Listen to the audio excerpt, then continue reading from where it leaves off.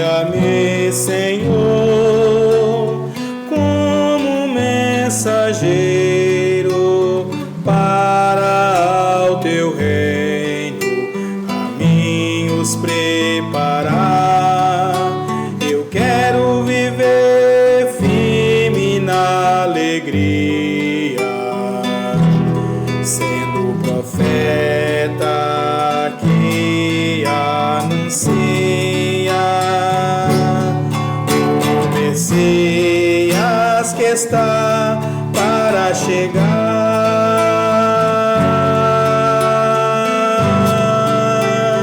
para chegar.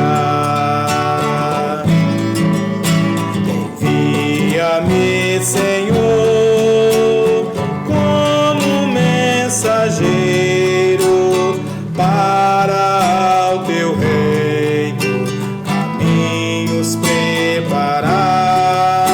Eu quero viver firme na alegria, sendo profeta que anuncia o Messias que está para chegar, para chegar. Irmãos e irmãs, paz e bem, hoje é dia 17 de dezembro. Os dias 17 a 23 de dezembro formam, dentro do tempo do Advento, o período de preparação para o Natal do Senhor. Segundo uma antiga tradição da Igreja, que remonta aos séculos VII e VIII, nestes dias os cristãos são convidados a recitar as antífonas maiores, conhecidas como antífonas do Ó. Essas antífonas são aclamações a Cristo, precedidas pelo vocativo Ó. Constituem um resumo da teologia do Advento. Expressam o desejo de salvação da humanidade e a expectativa pela vinda de Jesus Cristo, invocado com títulos messiânicos do Antigo Testamento. Atualmente a Igreja propõe essas antífonas na liturgia das horas, acompanhando o cântico evangélico das vésperas, o Magnífica, bem como na aclamação do Evangelho na missa. Hoje, dia 17, nossa antífona, ó sabedoria. Cristo é a força e sabedoria de Deus. O profeta Isaías, quando descreve os dons que o Espírito do Senhor concede ao menino, ao Emanuel, Deus conosco, coloca em primeiro lugar o espírito de inteligência e sabedoria. Quem é sábio age com prudência.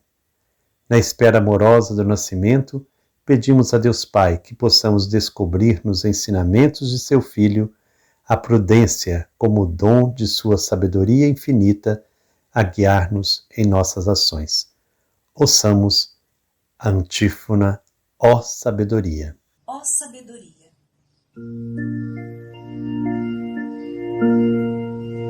Ó sabedoria que saístes da boca do Altíssimo e atingis até os confins de todo o universo, e com força e suavidade governais o mundo inteiro.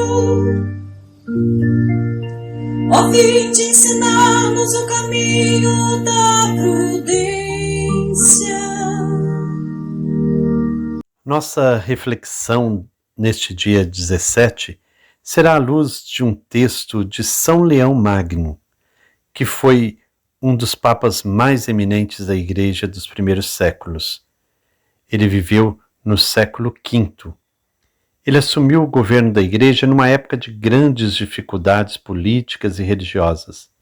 A fé católica estava ameaçada pelas heresias que vinham de todo o Oriente. São Leão Magno escreveu várias cartas, numerosas homilias. É de uma dessas suas 173 cartas que vamos ouvir o texto O Mistério de Nossa Reconciliação, que nós possamos então buscar neste primeiro dia desta última semana do Natal, ouvir este texto, o mistério da reconciliação. Quem irá ler para nós será a Selma Rodrigues, de Volta Redonda, no Rio de Janeiro. O mistério de nossa reconciliação. De nada serve afirmar que nosso Senhor, Filho da Virgem Maria, é verdadeiro e perfeito homem, se não se acredita que ele também pertence a essa descendência proclamada no Evangelho. Escreve São Mateus. Livro da origem de Jesus Cristo, filho de Davi, filho de Abraão. Mateus capítulo 1, versículo 1. E, a seguir, apresenta a série de gerações desde os primórdios da humanidade até José, com quem estava desposada a mãe do Senhor.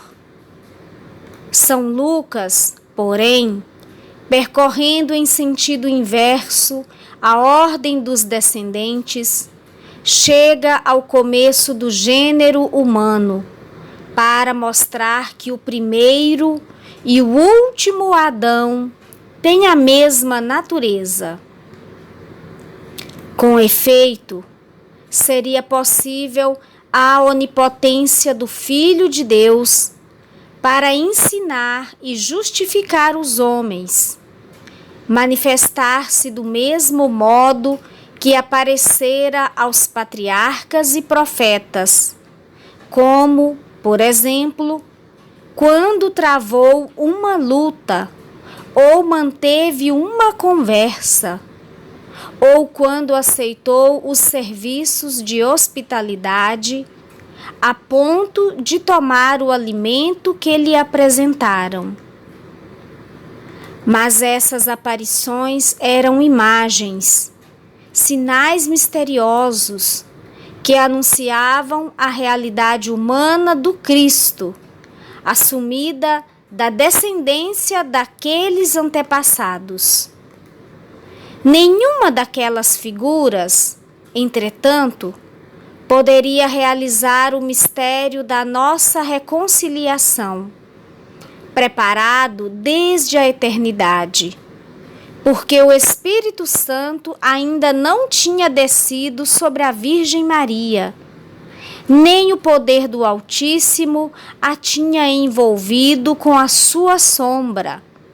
A sabedoria eterna não edificara ainda a sua casa no seio puríssimo de Maria, para que o Verbo se fizesse homem. O Criador dos tempos ainda não tinha nascido no tempo, unindo a natureza divina e a natureza humana numa só pessoa, de modo que aquele por quem tudo foi criado fosse contado entre as suas criaturas. Se o homem novo, revestido de uma carne semelhante à do pecado, conforme Romanos capítulo 8, versículo 3, não tivesse assumido a nossa condição, envelhecida pelo pecado, se ele, consubstancial ao Pai, não se tivesse dignado ser também consubstancial à Mãe e unir a si nossa natureza, com exceção do pecado, a humanidade teria permanecido cativa sob o jugo do demônio, e não poderíamos nos beneficiar do triunfo do vencedor, se esta vitória fosse obtida numa natureza diferente da nossa. Dessa admirável união, brilhou para nós o sacramento da regeneração, para que renascêssemos espiritualmente pelo mesmo Espírito, por quem o Cristo foi concebido e nasceu.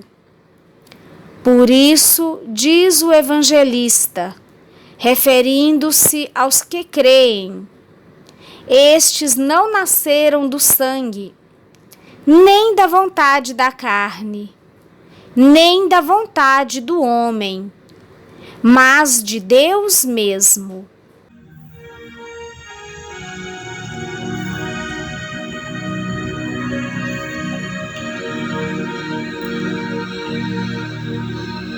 Emmanuel, ó Deus conosco, nós te esperamos com amor. Vem, vem, vem, não tardes mais.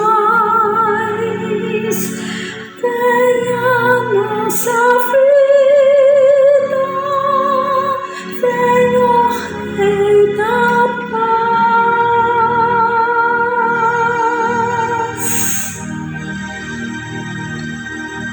São Leomagno quer chamar a nossa atenção para um dado muito importante. Cristo é verdadeiro e perfeito homem, mas é preciso que a gente acredite de fato que ele pertence a uma descendência proclamada no Evangelho. E a sua família não era uma família tão diferente das outras. A família de Jesus, que nasce lá em Abraão, é uma família de homens, mulheres, com o pé fincado no nosso chão. E é nesta família, nessa história, no gênero humano, que Deus vai mostrar a sua redenção, um verdadeiro ato de reconciliação com a humanidade. A onipotência do Filho de Deus se faz de fato humanidade. Ele aceita de fato vir morar conosco, estar conosco. Um grande mistério de amor que nós somos chamados de fato a compreender. Mas nessa história humana, Deus fez em Maria, de fato, a sua morada. Deus a envolveu com a sua sombra. A sabedoria eterna não edificara ainda a sua casa no seio puríssimo de Maria para que o Verbo se fizesse homem. O Criador nos tempos ainda não tinha nascido no tempo. É em Maria que a sabedoria vem de fato habitar entre nós. A sabedoria eterna faz morada no seio de Maria e vem habitar em nós, vem estar conosco. É dele que vem toda a sabedoria, toda a capacidade de compreender a vida com seus mistérios. Que nós possamos hoje, neste dia primeiro das antífonas do Ó, meditar a sabedoria de Deus. Ó sabedoria, que nós possamos buscá-la cada vez mais. Ó sabedoria que saístes da boca do Altíssimo e atingis até os confins de todo o universo, e com força e suavidade governais o mundo inteiro. Ó vinde ensinar-nos o caminho da prudência.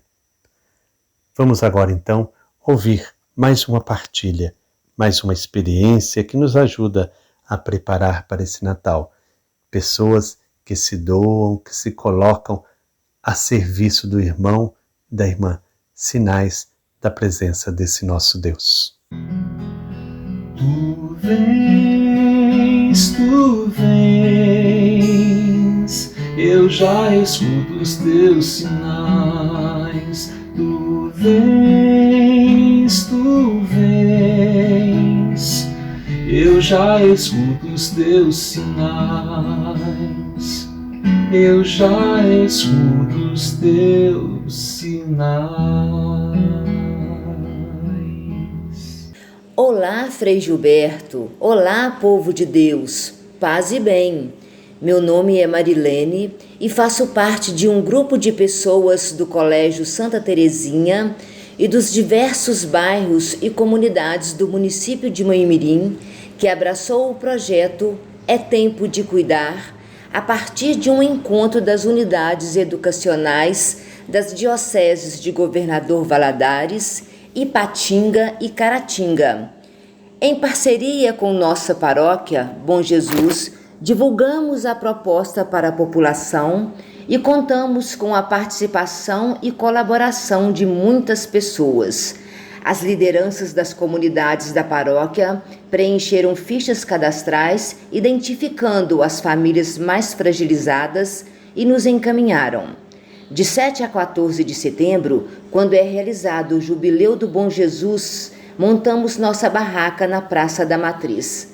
Convidamos estudantes, professores, pastoral escolar, católicos e evangélicos, enfim, todos que desejassem poderiam fazer plantão na barraca para receber as doações de alimentos. Com as doações, fizemos uma média de 100 cestas básicas. Nossa proposta era visitar as famílias, levar a cesta, mas ouvir e conhecer a realidade de cada uma. Aos poucos, conseguimos atender não apenas com alimentação, mas com orientações sobre aluguel social, ajuda psicológica, consultas e exames, orientação para CAD único, atendimento às crianças em parceria com a PAI, orientações sobre aposentadoria, parceria com entidades para ensinar as pessoas a fazer currículo, regularização escolar de crianças vindas de outros municípios, campanha de brinquedos, roupas, imobiliários, acionando a sociedade, a Secretaria de Assistência Social. Enfim, foi um trabalho realmente coletivo. Neste mês de dezembro, vamos celebrar o Natal retornando às famílias. Para isto, enviamos carta às pessoas amigas, comerciantes, empresários e mais cestas básicas serão doadas. Também estamos trabalhando em um projeto que nasceu a partir de uma visita a uma família com 6 crianças e 2 adultos, que vivem em um ambiente que não garante o mínimo necessário para a dignidade humana. Uma arquiteta se dispôs e já fez o projeto. Temos a lista do material que vamos precisar e estamos acionando novamente a colaboração das pessoas de bem e que sabem a importância de ajudar e servir o próximo. Podemos dizer que estamos descobrindo os invisíveis de nossa cidade. Estas famílias não são vistas, mas são famílias acolhedoras e agradecidas, mesmo em meio a tantas dificuldades que vivenciam diariamente. Com este projeto, percebemos que muito mais que ensinar, temos aprendido sobre a vida e o amor ao próximo. Neste tempo do Advento, é nosso dever esperar a vinda de Jesus, vivendo os valores que ele ensinou. Ao ensinar estes valores, a atitude de espera dá mais sabor à vida, pois se reacende em nós o espírito solidário que floresce e aponta para um sentido novo. Enfim, não podemos nos esquecer que em tempos de advento e em todo o tempo que nos é concedido, é tempo de amar, é tempo de cuidar. Todos são convidados a fazer a experiência. Marilene, gratidão por essa partilha. Sinto-me imensamente feliz por também fazer parte desse projeto de cuidado. Papa Francisco afirma que temos muito a aprender com os pobres, e é verdade. Se fazemos um bem a eles, eles nos fazem muito mais. Retorno dessas visitas sempre muito emocionada e mais humanizada. A pobreza não é fruto do destino, é consequência do egoísmo, diz Papa Francisco. Estamos então nos preparando para a chegada do Menino Deus e ele já está entre nós. Que ele não nos encontre acomodados no conforto egoísta de nossas casas. Se não abrirmos os olhos, ele vem e vai embora. Peçamos a Deus a graça de reconhecê-lo, acolhê-lo e amá-lo nos pobres e excluídos com quem ele sempre se identificou.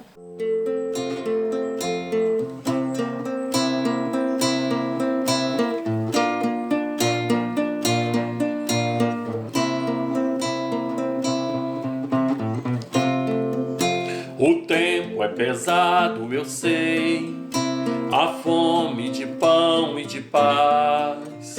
Não é este o país que sonhei, tá demais. Já chega de medo e mentiras, violência e roubo à nação.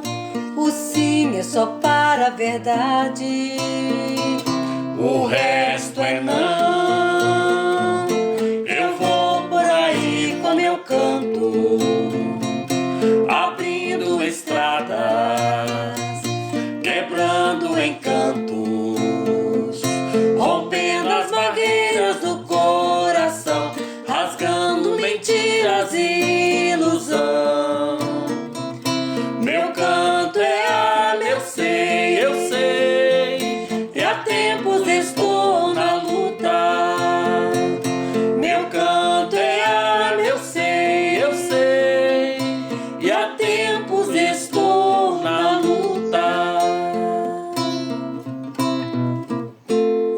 E assim chegamos ao final desta nossa reflexão no dia de hoje. Que o Deus onipotente e misericordioso nos ilumine com o advento do seu Filho, em cuja vinda cremos e cuja volta esperamos, e derrame sobre nós as suas bênçãos, em nome do Pai, do Filho e do Espírito Santo. Amém. Paz e bem.